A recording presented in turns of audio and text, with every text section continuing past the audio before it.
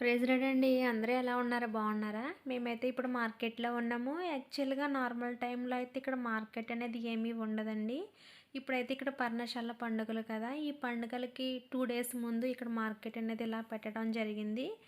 ఇక్కడ మీరు అవన్నీ చూస్తూ ఉన్నారు కదా! ఈ పర్ణశాల పండుగలకి మనం లేవికాండము 23 అధ్యాయం 40 వచనంలో మనం చూసినట్లయితే మొదటిదిన మీరు దబ్బ పండ్లను ఈత మట్టలను గొంజి చెట్ల కొమ్మలను కాలువల యొద్ద నుండి నిర్వంజి చెట్లను పట్టుకొని 7 దినములు మీ దేవుడైన యెహోవా సన్నిధిని ఉత్సహించుచుండవలనని రాయబడి ఉన్నది.